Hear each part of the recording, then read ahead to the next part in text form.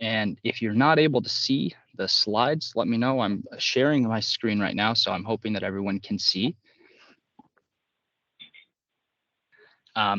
So again, my name is Timothy Schoenhoven. I'm with the Department of Agriculture and Natural Resources, and this is the office hours listening session, or I guess that says listening session agenda, but this is the office hours for the Resilient Food System Infrastructure Grant Program. I'm hoping today to give you the information and the tools that you need in order to put together an application for the program. We've sent around a lot of materials, but I know sometimes it's helpful to hear some of that same information multiple times, hear it verbally spoken, and maybe get a chance to talk amongst ourselves a little bit. So this is a time to, we'll start off by reminding everybody what the program is, giving a high level overview, going through some of the key information that's in the request for proposals, and then we're going to do a Q&A. You're certainly welcome to ask your question throughout. If we get to a piece of information that you specifically had a question about, don't want anybody to forget their questions, but we will have a time at the end that's specifically for questions. So hopefully we can have a lot of that good dialogue at the end, and I'll probably cover questions in the chat at that point as well. Also, if you do have a question, or if you would just like to, it would be helpful if people could, if you're joining this meeting on your computer, you can type your name and organization or contact information into the chat if you'd like me to follow up with you later. That way I can make sure to contact you. I know some people are joining via phone, so they might not be able to see the presentation. But if you want to leave contact information for me, then I can do my best to reach out to you that way as well. So let's go ahead and jump in. First of all, wanting to give everybody just a reminder about what the Resilient Food System Infrastructure Program is. This is a brand new program that we are able to implement through a cooperative agreement with the U.S. Department of Agriculture's Agricultural Marketing Service and the South Dakota Department of Agriculture and Natural Resources. So you've been interacting with myself, with DANR, but DANR has a cooperative agreement with the federal government. So this is a federal grant program being passed through the state. This program is supposed to support a stronger South Dakota food system through middle of the supply chain investments. And you're going to hear that term a lot. Try to define that in the request for proposals, which is if I say RFP, I'm talking about the request for proposals, which is the document that outlines how you can apply for the program. That's going to be really important for you. But the middle of the supply chain is referring to activities and steps or actions within the food system supply chain that follow production of a food product, but precede marketing and sales to the consumer. So we're not talking about planting or harvesting, and we're not talking about sales and marketing. We're not talking about a customer being able to buy a product off the shelf. We're talking about what happens in between there, what's necessary to bring something that you produce from you, the producer of the business, what's necessary to take that product and get it to market, what happens in between there, whether that's processing or something else. So when we're talking about this grant program, the last bullet here, we're going to be awarding grants to projects that will improve capacity for a variety of things: aggregation, processing, manufacturing, storing, transporting, wholesaling, and distribution of locally and regionally produced food products. So those are a bunch of different verbs, aggregating, processing, manufacturing, storing, transporting, wholesaling, distributing. These are examples of types of activities that would fit into that middle of the supply chain section of the food system that USDA is addressing through this grant program. And that's, again, to be distinguished from more sales and marketing focus or production focused activities. So it's a pretty unique focus, a new focus that's different from other grant programs that I've certainly had experience with in the past, and I think a lot of you as well. Generally speaking, this is what we want to keep in mind. This is our department's goal for this program. We'd like to see it support producers and businesses in our state throughout South Dakota to promote a stronger local and regional food system so that we can have an efficient, integrated, reliable, and safe delivery of the products from our number one industry, agriculture, to all South Dakotans. We've got really great producers, really great businesses, really great partners throughout the state in the local food system, and we want to use this program to help you all reach your market, process it, what you have, process your products, and get them to where they need to go. We want to help bridge those gaps for you. We think that this program will have a lot of benefits. It's a really exciting investment in food supply chain resilience, farm and food business market access, and value-added agriculture industry development for a more resilient, secure, and diversified local food system that And having a more diversified, resilient local food system benefits our producers, consumers, and rural communities. And we think there's a number of benefits that can come about through this program. When we're talking about producers and processors, this program can help put in place food system infrastructure that supports competitive and profitable market access for your products. So we think that if you're a producer or a processor, this program could be a great way to help you get competitive market access in a way that you might want to expand from where you are right now. For consumers in our state, it's a benefit to have access to more products so you can have more diverse local and regional market options. There might be a consumer that's, insistent that wishes they could, be able to purchase something that a grower in Hot Springs is growing, and what happens in between there. This program can help maybe bridge some of those gaps. And then for our communities throughout the state, we want to see economic opportunities for communities. We want to see the communities that are hosting good projects be able to retain more of the value chain dollar. We hope to see a thriving ecosystem that really supports where products are grown, and that the benefits of the industry that we have here in South Dakota can ripple out in those local communities. Local projects can create benefits to the local community, and that'll just spread outwards. So again, for producers, processors, consumers, communities, we think that this program has got a lot of benefits that we'd like to see, and we hope to facilitate that for you. Which is part of why we have that cooperative agreement with USDA to bring it into play here in the state. Last year, we received a lot of help from a lot of you. Some of you are on this call. Prior to putting out our request for proposals, we did quite a bit of outreach. We asked our local food system partners and stakeholders throughout South Dakota for input on the food system supply chain gaps that you all see, and what infrastructure needs exist in South Dakota, and how those could be addressed through this program. So those listening sessions, there's a survey on our website that a number of you took, and conversations with partners that we've been able to have. Those generated for us 4 main priorities that the state has spoken, and our partners throughout the state have indicated to us are key for this program, things that can be really well addressed, and that would be timely for the RFSI program to promote. So I want to put these out here for you. These are in the request for proposals as well. When we talk a little bit later about the type of projects that this program can fund, these priorities fit into some of those project types. And when you're filling out an application, you'd be selecting project types, some of which match up with these. So some of the things that we heard that are most pressing needs for South Dakota are processing capacity. A lot of people did talk about specifically commercial kitchens, which fits within that concept of processing capacity. And that can help you unlock market access, help you add more value to your products, giving you capacity to develop more value-added products, and support increased production. You can potentially produce more if you've got that market and you've got the capacity to turn it into a more value-added product. So processing capacity is pretty much the number one thing that we heard people say would be helpful. Cold storage is another big one. Necessary near both production areas and closer to major food markets. Sometimes those aren't the same. Sometimes the food is being produced further away from those major markets, but in either location, cold storage is necessary. It supports processing ability. You can process more if you got a place to store it. Supports market access. You can position your goods in a place that's going to be able to reach that market. Transportation, logistics, and food safety. Cold storage is also important for food safety, which is another good potential outcome of this program. Thirdly, transportation sometimes might be connected to aggregation, really key for market access and distribution. So I think we'll expect to see some interest in transportation projects through this program. And then lastly, equipment upgrades and modernization. That can be a pretty wide range of things, but I think we've already heard a lot of interest in equipment. So who can apply? And again, we're kind of walking through at a high level a lot of the information that you can find more of in the request for proposals. And since I keep bringing that up, I'm going to go ahead and stick the link to the request for proposals in our chat, because I want to make sure that everybody's seen it. This is the Bible of this program. You're going to need to look at this if you want to apply.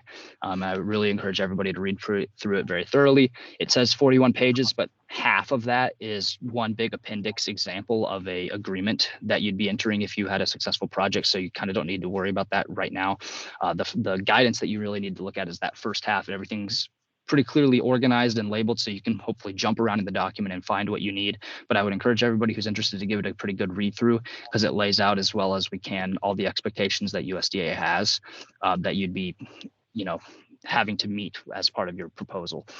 So we're going to walk through some of the main points in the request for proposals over the next few slides. So eligibility, who is eligible to apply industry-wise.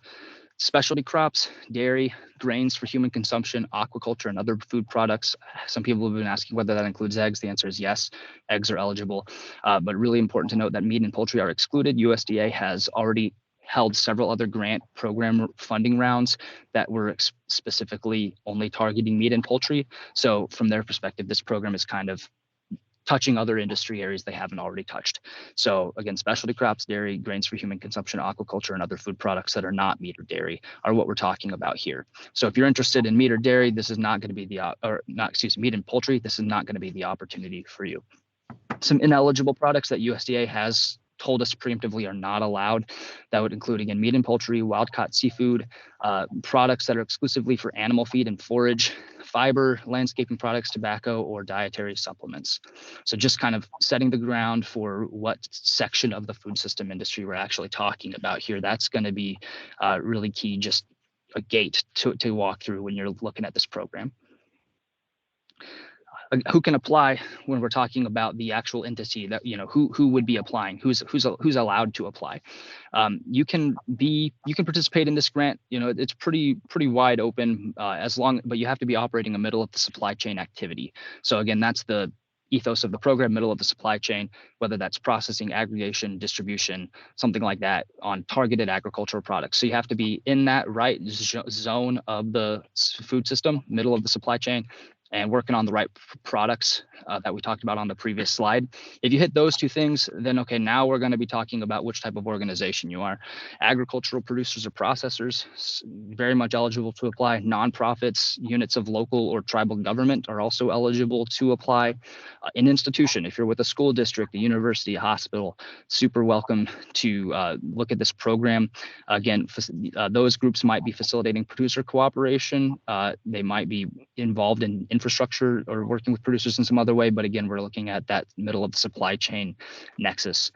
For-profit entities, I imagine we'll have a lot of for-profit entities, whether that's a producer or a small business processor or what have you, that are interested.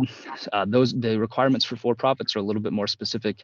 Again, the activities have to be primarily focused for the benefit of a local or regional producer or multiple producers or businesses, and you have to meet eligibility requirements of the Small Business Administration. So the federal SBA has size standards for small businesses, and there's links to those tests in the request for proposals that I've linked here. So if you are a for-profit, you would need to go look at those links, and what they will tell you is you'll identify which industry you're in based on what's called a NAICS code, and that is a kind of a federal code system for, you know, whether you're a cheese processor, whether you're a vegetable grower. And once you've identified which industry you are, then it will help you determine whether or not for that industry is the size of your operation considered a small business. Assuming that the answer is yes, you're good to go. If you're not a small business, then unfortunately, this is not going to be an opportunity for you. It's going to be for-profits. You do have to meet the small business requirements. And then lastly, again, this is the South Dakota Resilient Food System Infrastructure Program. Every state in the nation has this program. USDA is working with all of the states to implement it. You have to be located in South Dakota if you want to participate here. If you are not in South Dakota, I would be more than happy to connect you to the state personnel running the program in your state. This is pretty much the same information, but again, just wanting to really reiterate a big tent, we would super encourage everyone to look at this. Again, you do have to meet those eligibility requirements, but we want everybody to look at it. We encourage everyone to participate. There are some emphases within USDA's kind of configuration of the program. We'd like to see underserved farmers and ranchers get involved, new and beginning farmers and ranchers. We encourage them to look at the program. If you are, again, a processor or a business that qualifies as disadvantaged by the Small Business Administration, maybe a veteran or a woman-owned small business, and then if you're in a distressed community, that's also a benefit. You know, we would really like to see this as a unique one-time funding opportunity. We would like to see it go to support projects that might not otherwise happen, and potentially folks that could use the help. We would really like to see this make a big impact in your communities and for your operations. So we, again, are really excited about everybody's interest in the program and hoping that it will benefit a lot of people. Let's just tick through a couple other key facts. So starting to talk about some financials.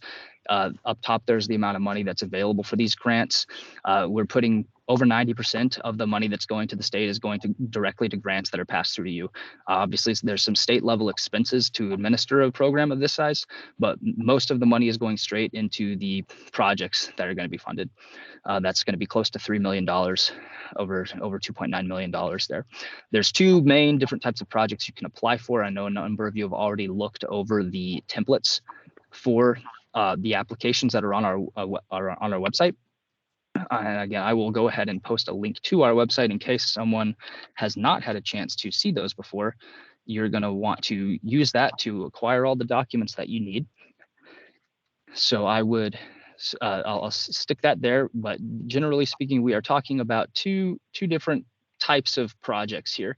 You might be looking at an infrastructure grant. That's the larger project. That's kind of the main. When we're talking about the grant program, we're generally speaking referring to infrastructure grants. So those are a minimum of $100,000 of federal contribution.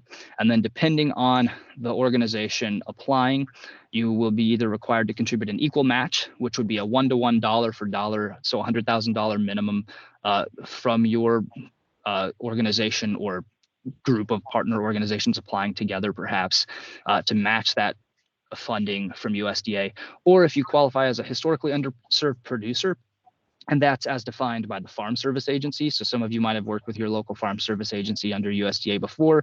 If you meet their definition of a historically underserved producer, or if you meet the Small Business Administration's definition of a small disadvantaged business, then you would have a lower obligation for a cost share, which would be 25% of the cost. And there is a calculator tool in the request for proposals that shows you how you would figure out how much money that actually is for your project. Again, I've put the minimum amount here because USDA has a minimum amount that they're willing to fund for these projects. For the infrastructure grants, we don't technically have a cap, so you can kind of ask for what you need here, obviously with the understanding that the total amount of money that we have is limited. It's a 3-year project. So you would be putting together a budget proposal along with your narrative and the template that we've provided for you. The second track is much more narrowly focused. If you have one piece of equipment that's going to make all the difference for you, and that's all you need, that's all you want, it's between $10,000 and $100,000, you are eligible to apply for the equipment only project.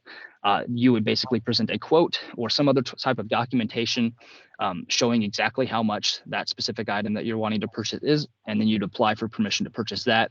Accepted projects would then have a year to go ahead and carry out that purchase and then provide us documentation that that's been done, and then you'd be reimbursed for the cost with no cost share required. And so that's a much more narrow focus. It can include multiple pieces of equipment that are connected or very much related. We're still getting a little bit of guidance from USDA on all of the rules related to that, and I'm sure we'll talk about that more during the Q&A. But it's important for those of you who are considering, you think, hey, I have a lot of cool ideas, I'm not exactly sure what I want to do. You have to pick one track and apply. So you can't apply for an infrastructure grant and an equipment grant. However, if you have an infrastructure grant, equipment is an eligible budget expense. So the equipment grant is just very, very specifically focused, but you can certainly include equipment in the budget of an infrastructure grant, if that makes sense. Match requirements, I'm happy to answer more questions on this as we go or maybe later, but I wanted to spend a second on this. We've already talked about this on the previous slide a little bit, but again, just that 1-to-1 match for infrastructure grants, or 25% depending on if you meet the historically underserved or small disadvantaged business title there.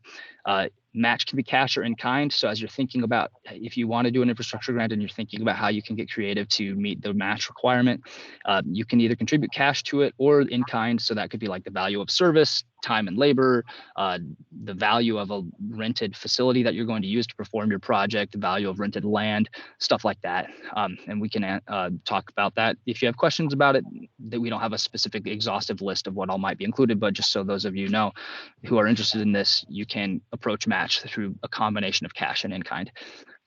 There is more information on that on pages 14 to 15 in the RFP, which is linked in the chat. You do have to have that sort of lined up when you're applying.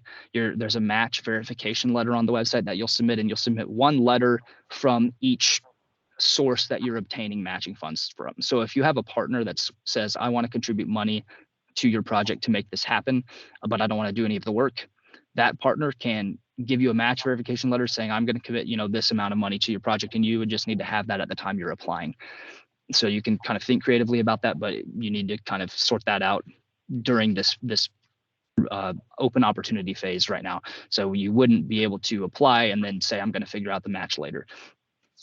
And the signed match verification letter, that will be one of the documents that you submit when you turn in your application. Here's a list. We won't read through all of this, but when you are filling out your infrastructure grant application template, it will ask you, I don't know off the top of my head which page it is, but it will give you a list of project types. You can actually select multiple of these, but this is that list. I know some of you have already been thinking about this, but there are a variety of different projects. Again, this is a pretty flexible, large scale program. So you might be looking at expanding processing capacity, modernizing facilities. Those are some of the priorities we talked about earlier. You'd want to be thinking about, is there something that I can do that matches one of the state priorities? But you'll see a lot of options here. So make sure that you have looked over this as you review the materials. There's quite a bit that you can do with this program. We're really excited to see what people come up with. What else do you need? There are some provisions for those of you who have worked on grants before, and I work on a couple for the state, so I've had the pleasure of working with some of you on the specialty crop block grant before. There are some pretty unique and different boxes you have to check as part of this program, because this is an infrastructure program. You might have construction as part of your project. So there's the match requirements that we already talked about. There's a link on our website for evidence of critical infrastructure. So if your project requires or impacts critical infrastructure, and you'd look more in the terms and conditions and in the letter of evidence of critical infrastructure to read more about that, you would need to submit this kind of showing that you've got that sorted out, that if your project is going to impact critical infrastructure, like say a bridge or something in your community, you need to show that you've already worked that out. There's a lot of environmental regulations federally that could come into play, such as the Environmental Policy Act and historical preservation, endangered species. So there's some environmental regulations that you need to sort of check the box and say you're compliant with. Your local planning districts can help you sort that out, and we'll talk about that in a moment. For infrastructure grants that are over $250,000. So if you've got a larger proposal, you're going to be receiving over $250,000 in federal assistance, and you're not a for-profit. So say you're a nonprofit applying for a larger project, then you'd be required to comply with the Build America, Buy America Act. That's a new kind of unique thing that we don't typically see in some of these grant programs. And then again, if you're equipment only, you'd be submitting documentation of the proposed purchase. You also want to make sure that you're registered as a business with the Secretary of State. If you're looking at forming a new entity in order to apply for this, if you want to start a new business, start a cooperative with some other colleagues of yours to make a new organization that's going to apply, make sure that you're signed up with the Secretary of State's office as a business. Make sure that you're registered in SAM.gov. That's the system for award management. So if you want to receive federal funds, you've got to sign up in there to get a unique entity identifier. And don't worry about all of this right now. The request for proposals explains how to do that. But I want to put this on your radar because it would be really unfortunate if someone has a really great proposal and then they get down to the wire and they haven't set up any of the basic business logistics they need in order to actually receive the money. You obviously got to have a tax ID as well as a business. And again, just review the terms and conditions. This is potentially a lot of money. It's a more complicated project. So there's going to be more things that you need to do than what I'm necessarily going to be able to tell you offhand. For people who are used to working on more simple programs like Specialty Crop Block Grant, this is a little bit more of an elevated level of risk, a little bit more involved. So I just really want to reiterate to everyone, look through the terms and conditions, look through the request for proposal. That's going to give you the information that you need. And then lastly, here's a list of the documents that you've got to turn in.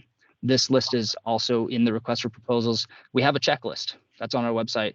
Just use the checklist. It's got clickable boxes. You can go through there and make sure that you've got everything that you need. And again, what you might need depends on who you are and what your project is. Not everybody's going to turn all the same things in. You'll see there's a business sustainability plan, cover sheet, letter of support. If you've got somebody who supports your project, you want to turn in a letter saying that they do. It's a great idea. Some other stuff like that. You got to use the USDA template. Don't send us something that's not the USDA template because we will not look at it. You got to use the template that's on the website. That's the only acceptable way to propose a project. And then you got to submit it to me. My email's here. My contact is on the last page too, and I'll be happy to, and I think a lot of you already reached out to me, but you can also just contact our department. If you can't find this, just call us. Somebody will get you to me. You got to submit it to me directly at my email here by March 10th. So we got about 2 months. And then we've talked a lot about a lot of different things that you need. I want to highlight that you have a regional planning district or an economic development district that's available to help you. There are a lot of different potential rules. You might have something related to construction. You might have local land use. You might need permits. You might need help getting that unique entity identifier or setting up something else related to your business. You might need to you might need to check the box related to NEPA or the Build America, Buy America Act. These are really good questions to take to your local planning district. They will help you with all of those steps. You can ask them those questions. They will be able to help you. I would extremely highly encourage people to work with them, and I'm going to show you the map of them in a minute. There's also another complementary program that's both Dakotas and Minnesota in the North Central Regional Food Business Center. That's that last bullet point there. If you're looking for more help with, they have these business builder subawards. So if you're looking for more help just sort of with business management, business logistics and things like that, that's not specifically related to what this program can fund, then I would encourage you to talk to the planning districts as well. And they can help you learn more about that other opportunity that might be a little bit more what you're looking for. So here's who those are. Depending on where you are in the state, everybody's got access to one of these. You can reach out to them and they will help you for free. They have a lot of expertise and their services could be really helpful as you assemble an application for this program. So I really want to reiterate that. I think that if you would be well served to talk with them as part of the process in your personal workflow of applying for this program, it would be really valuable to you to talk to the planning districts.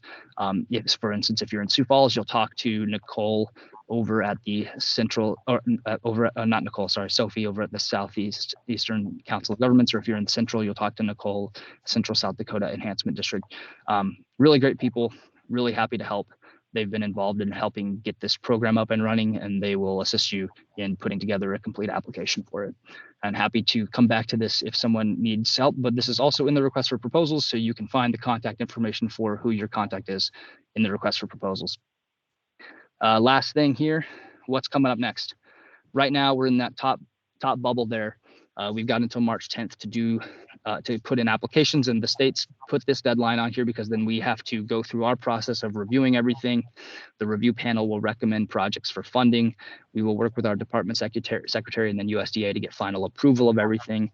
Once they've approved the projects to fund, then we enter subrecipient agreements, and that's when on that fourth box there, you can start performing your project, and you'll have 3 years to do that before the program ends in May of 2027.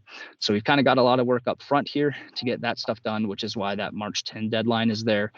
So that way we can get things going with USDA and get projects approved. So that way you have a full 3 years to do your infrastructure grant project. So that's an overview of everything. That's a recap of everything in the request for proposals. So the rest of the time today is really just for your questions. If there's something that we missed that you want to go back to, or if you have already been thinking about things and you've got some specific questions, we can dive into those with the time that we've got left.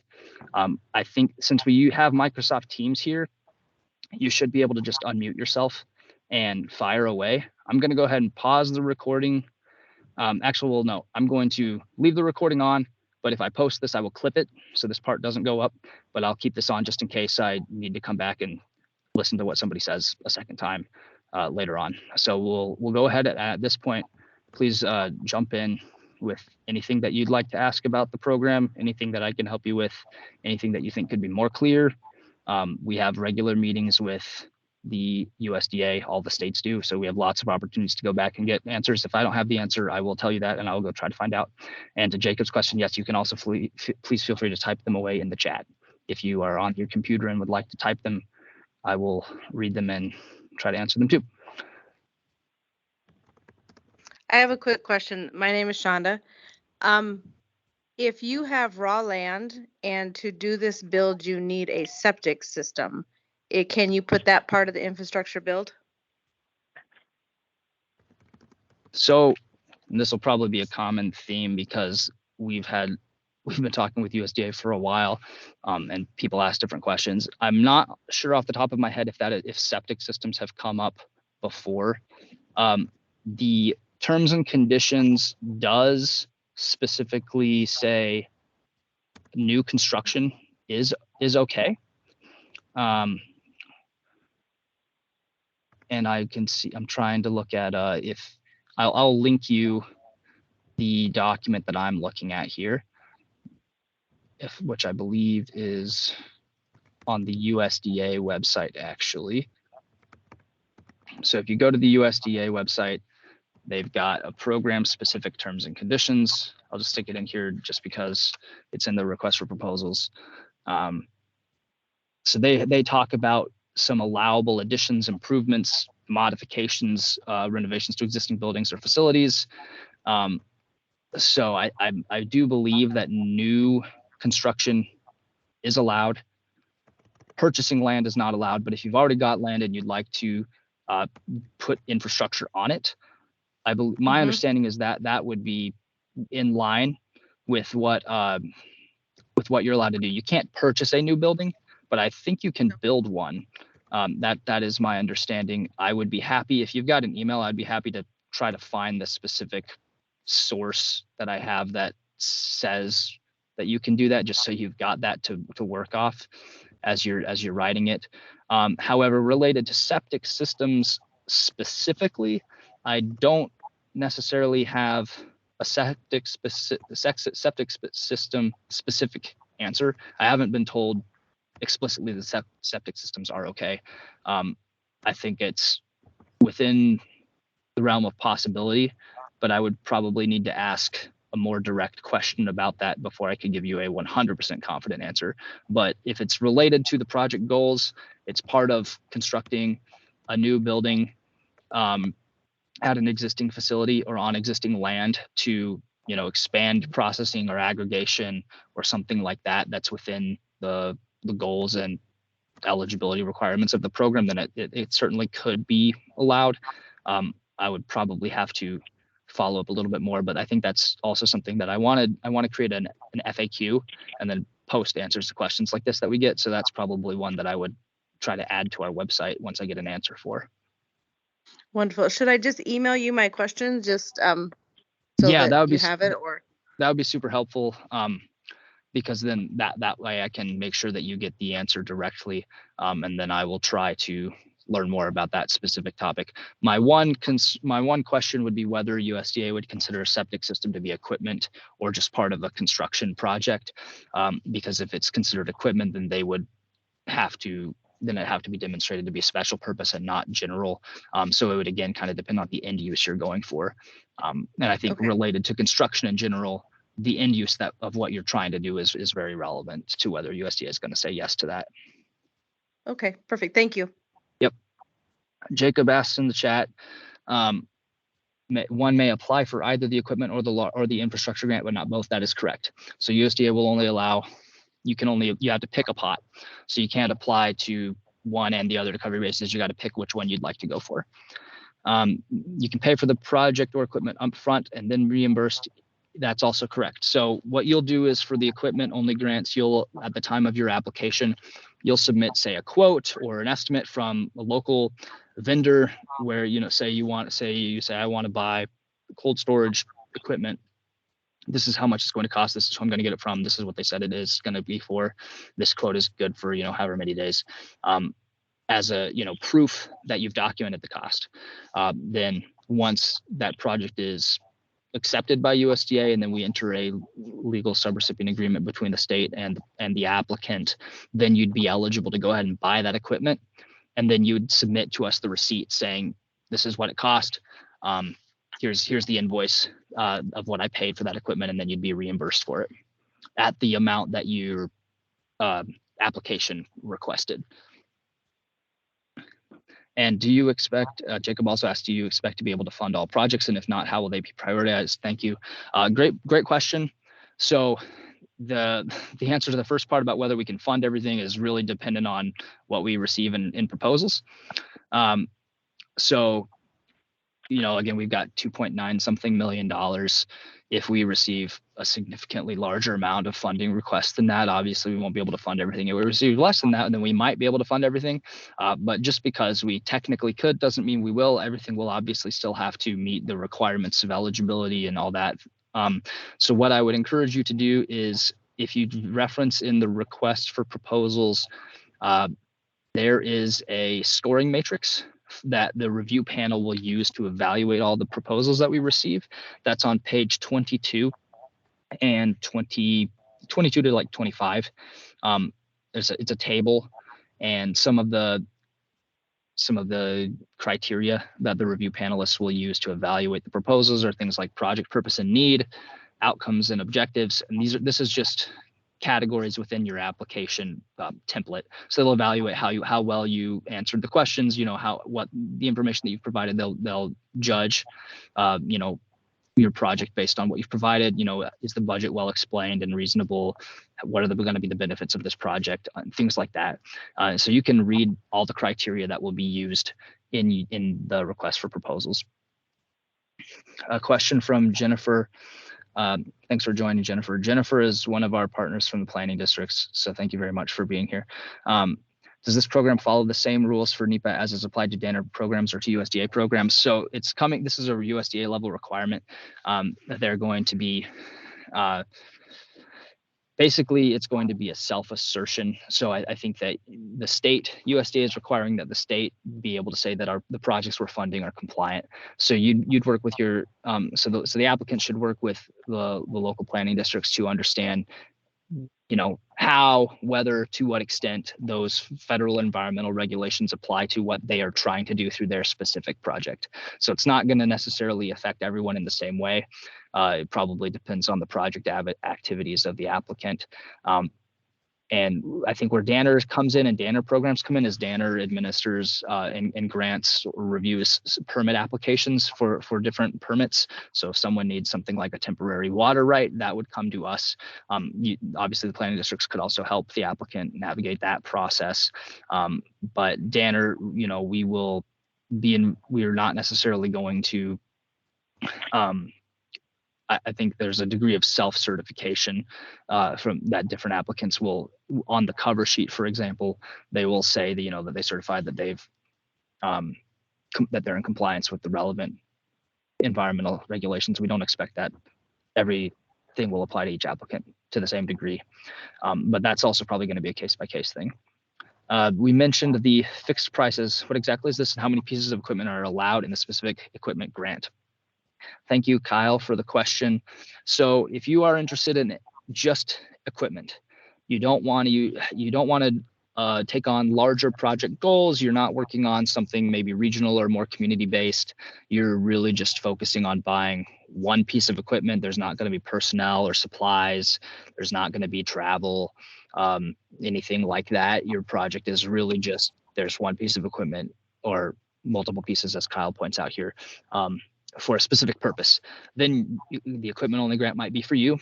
That's $10,000 to $100,000. It's a smaller award. There's a couple key pieces of information that you need to know, and this is addressed in the RFP also on page 13. So if you go to page 13 of the request for proposals, you'll see that there's a couple specific federal rules that apply. The primary one being, what is equipment? It's over $5,000. So an item that costs less than $5,000 per unit, in federal grant parlance, that's a supply, not a piece of equipment. So you can't include anything that's under $5,000 in a equipment proposal. If what you want to do is over $5,000, and so it's an equipment, that's great. Then it has to meet the definition of special purpose, as opposed to general purpose. So say you want to buy, I guess, something that's over $5,000, but you could really use it for, just about anything. You want to buy, I don't know, a Nissan Versa. You just want to buy a car. Well, that's not really related to the objectives of this grant. Sure, it's equipment, it's over $5,000, but it's not specifically related to anything related to the grant, so that's a no. But say you want to buy something that is demonstrably tailored to the specific goals of the program. It's for its special purpose, and that's defined in the specific terms and conditions as well. Then you could proceed with that. USDA gives some examples of this: canners, hulling processors, reverse osmosis systems, egg packing machines, other processing equipment, delivery vehicles, labeling equipment, things that are very clearly tied specifically to your to the middle of the supply chain, an eligible commodity or product, and what you want to do. Then you're in business, and that would be a special purpose equipment. So that's kind of the basic, like the door to entry to that side of the program, to that track, if you will, to the grant program. There isn't a specific limit on the number of pieces of equipment you can request. You can request 2, you could request 5, you could request 1. However, those have to be kind of interwoven. You can't just have a bunch of disparate, unrelated, different items that you want to buy. You would need to have some very related items that you want to buy that are collectively in connection with one another, helping you meet the goal of your project. So I think we're going to get more guidance from USDA on kind of where the line is between if something is, if 2 pieces of equipment are related versus if they are different projects. We don't necessarily know how USDA is going to approach that. It might be case by case. I'll certainly offer more guidance as we learn it from USDA, but I think USDA is still hammering that out a little bit too. But yes, you can apply for multiple pieces. I think when in doubt, reach out and we'll try to give you more feedback. To Jessica's question, if they're looking to upgrade a commercial kitchen, is the $5,000 per piece? Yes. So in your, maybe I can switch the screen sharing a minute here to the application once I open it up. And this is also a great opportunity for me to show you all something that has come up quite a bit. So we're going to stop sharing, and then we're going to share this other screen here. So you all can see this is my computer screen. So we've got our web page here. You want to open up the equipment only template. So you click that, and then it gives you this error message here. So what you need to do is hit the download button here, because you can't view it in your browser. And then that's going to put the template into your downloads folder. So we'll go ahead and do that. And then I'll go to my folder drive, which is File Explorer or whatever it's called. And then I'm going to go to I'm going to find downloads. So I'm going to find my downloads folder, and that's where this is now located. So I'm going to click on that, and it's going to open it up in the Adobe Acrobat client, the local application. And so now I've got it. So it didn't work over here on the internet, but once I downloaded it, then we were good. So that's a tricky process. I tried to put some pictures and like step-by-step guide in the request for proposals, because this problem happens to everybody, including myself. It's kind of a universal problem with something that lies underneath the coding behind the USDA template. But anyways, now we're in. So we got this open. You go down here to your title, your executive summary, and then you've got what you want to buy. You talk about your operation here, performance, outcomes, and then here's where we need to go. Page 5, so the last page, budget narrative. For the infrastructure grant template, the budget narrative includes personnel, travel, other sections, but for this equipment only, it's literally just the equipment. So you put, item 1, purchase price, $5,000, acquisition date, June 2024, request $5,000. And then that's it. And then if you have multiple things, click here, item 2, $6,500, August 2024, $6,500. So that, say these are clearly related. That's how you'd fill that out. So to the question that Jessica asked, I hope that I've answered it clearly, that the answer is yes. So it is going to be $5,000 per piece. And again, that's based on the way USDA defines a supply versus a piece of equipment. So if you have something that's $4,000, USDA would say if you want to buy that, you need to apply for an infrastructure grant, and then you would need to include that in the supplies budget. Kyle asks, see, the term upgrade is not allowed in the specific grant system and allowed infrastructure grant. Try to digest this here. Kyle, do you want to just come off mute and ask your question real quick? Yeah, the question is, since its equipment isn't able to be upgraded, will the Apple's, the equipment for, like, it's from Christopher Krause is who I'm asking this for, but it says is not allowed in the specific grant system allowed for infrastructure. So he's asking about the infrastructure, if he's able to upgrade his Apple storage and equipment upgrades. So, Yeah, so equipment upgrades are allowed. If what he means, yeah, okay. So if I'm understanding correctly, he's drawing a distinction between the infrastructure grant and the equipment only grant. So the equipment only grant could be used to buy, refurbished equipment. It doesn't have to just be brand new.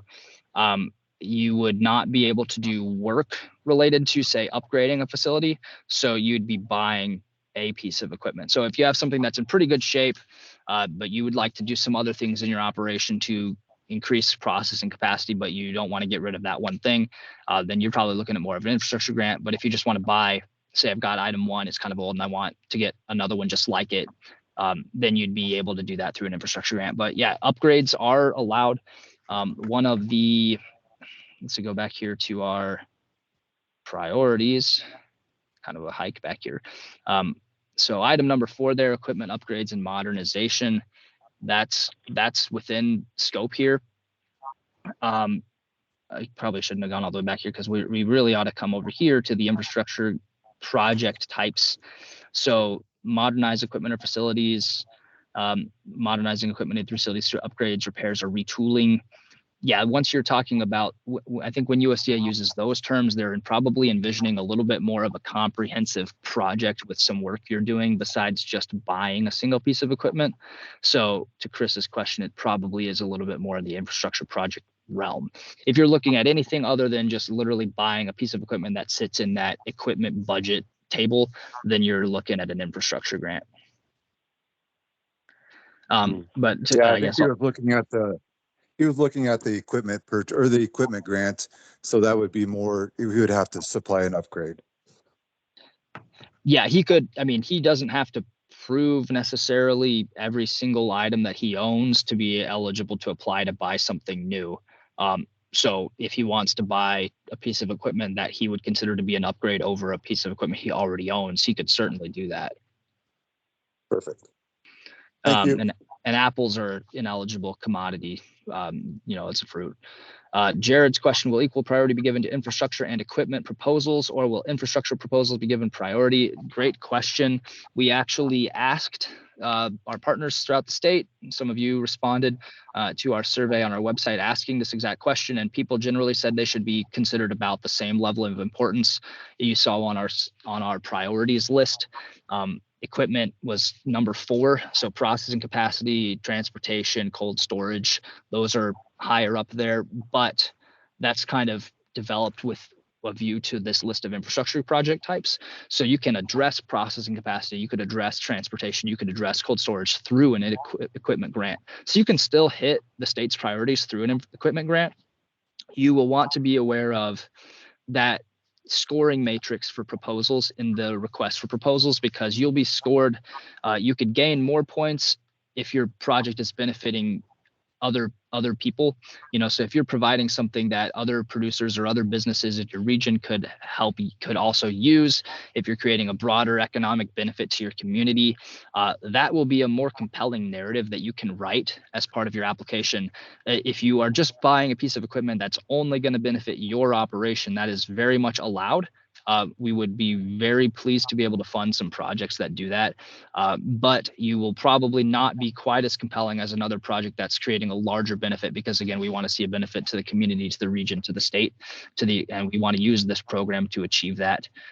So for people who are looking to buy just, one piece of equipment that's going to help you be able to add more value and process more to more of your products and then sell more, you should apply for that. That would be great.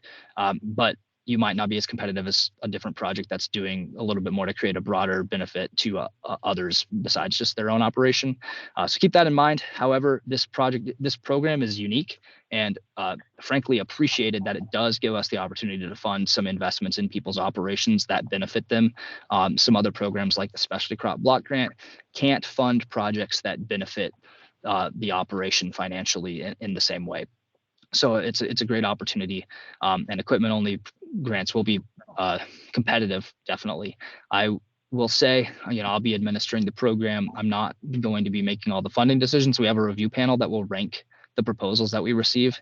And so they'll use that scoring criteria that's publicly available, so you can review again what they will be scoring you on, and you can have that in mind when you're writing your narrative. I would just say, I think our department's hope is that this program being a one-time opportunity and able to fund some unique things, we hope that this will not only go to a bunch of equipment only grants. We want to see some good infrastructure grants, because I think that's USDA's primary goal for the program. Equipment only grants were actually only added as an option a little while later, because I think so many people are interested in them, but that wasn't part of the original intent for the program. So infrastructure grants are certainly USDA's primary conception. When they created the program, they were thinking of infrastructure grants. I'll put it that way. Here is a question that I missed way at the very beginning from Peggy. A producer who sells value-added meals ready to cook. They need to upgrade their cooler on the delivery vehicle, which they use to deliver ready meals to be stored. Would this be allowed under equipment grants? The answer is maybe. So this applies to anything related to delivery vehicles. Refrigerated vehicles are a great option through this program, and I'm sure we'll see some proposals that want to do that, which will be great. I think that meets a need in our state, as has been explained by a lot of the people who are interested in the program. There's going to be a really important line for delivery vehicle projects. You can't be using a delivery vehicle to deliver a product to market for sales. If it's related to aggregation or storage or just market access, that is acceptable, which I think it sounds like Peggy's question, what the case for this person would be. It would be delivering it ready meals to be stored. But you need to think about transportation as kind of a business to business, or like a processing point to market access point, and not product to all the way to sale market. So if I guess another way to put that is there's no direct to consumer transportation that's going to be allowed. So if the point of a refrigerated truck for you is that way, then you can take, if you're a dairy, you want to do an on-farm creamery, and then you want to have customers that can sign up to purchase your ice cream from you, and then you'd offer direct delivery, that wouldn't be eligible. You can't purchase equipment or a truck that's going to then deliver the product straight to the consumer. So it needs to be stopping short of that. It can be delivered business to business, business to market access point is what we're looking at, and not all the way to consumer. So the allowability kind of depends on, again, if you're falling within that middle of the supply chain versus you're crossing over into an end of the supply chain sale territory. I think I've caught up with the chat, so feel free to throw more in there. Jump off mute if you want to ask another question.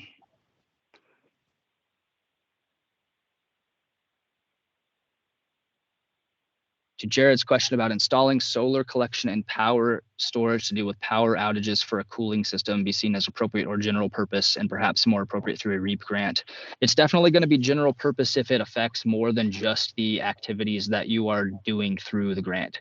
So if it affects other things besides the value added processing or transportation and storage of a food product, then it's not going to fit.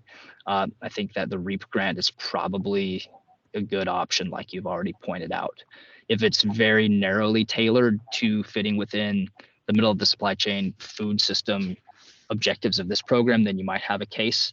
But I would not be surprised if USDA points to a lot of other grants that would already more directly cover that type of a project than this one.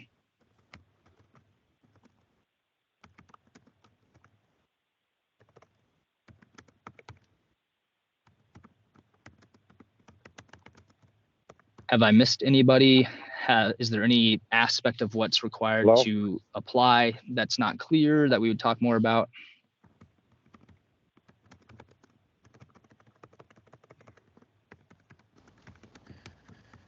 Hi, Timothy, this is Jared. I have a question and it's pretty specific. So it's concerning a value-added product, and it would be specifically about, because I think value-added products are considered middle, or that processing is part of the middle of the supply chain. Am I right?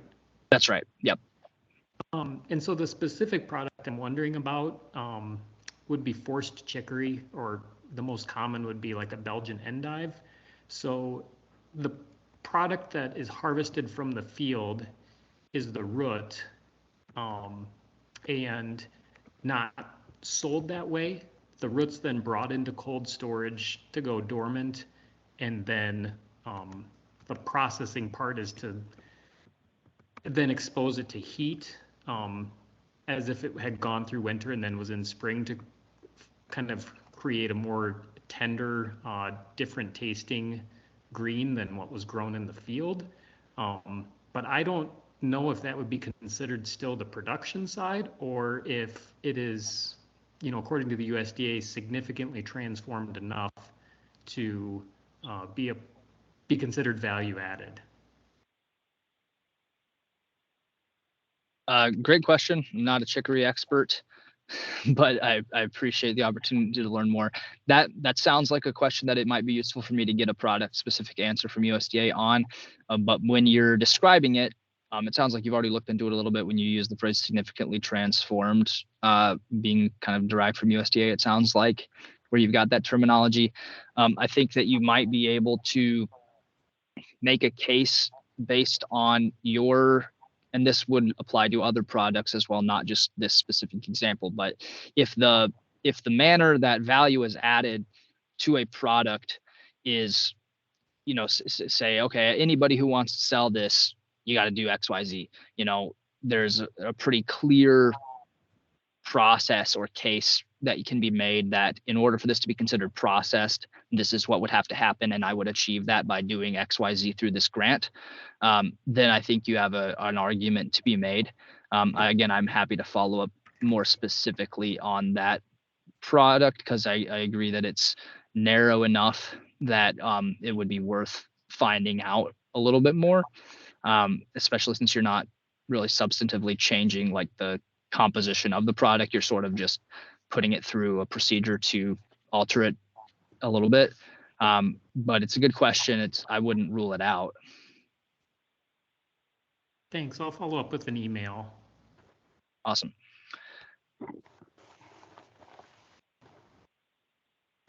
To Manisha Mohan's question, I think the answer is yes. Will this grant be available for a project where a university takes the lead to set up a dairy processing capability on a medium-sized farm, and then use the farm as a case study or a demonstration project for effectively helping other farms to set up a small-scale processing on farm? I think that could be yes. I think you could even take it a step farther and go straight to the part where you're helping other farms set up a small scale processing. But the answer would be, I think that sounds like it's within scope. So yeah, I would love to learn more about that, but I think that that's worth exploring for this program, definitely. And I think dairy is a great, broadly applicable, very beneficial approach. I think that would be a good idea worth looking into more.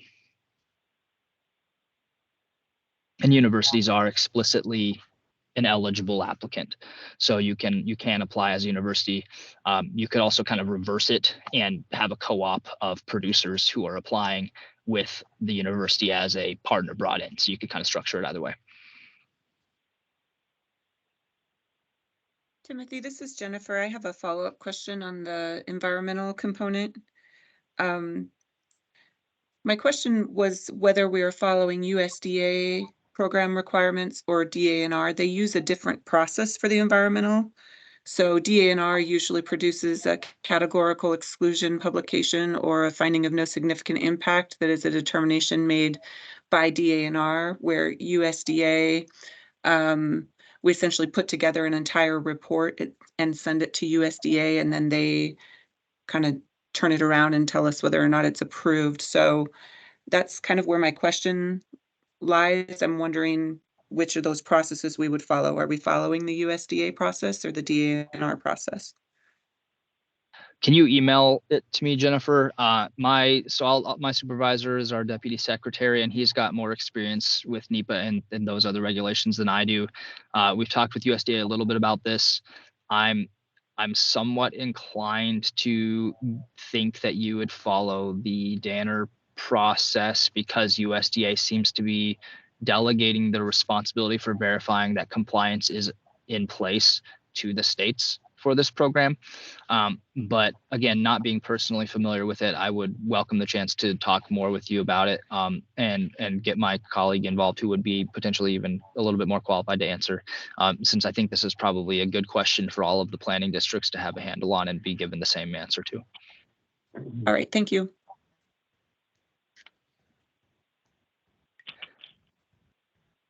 Well, it's 3:30. I don't want to monopolize everyone's afternoon, but I'm more than happy to hang out here and answer any other questions that anyone has.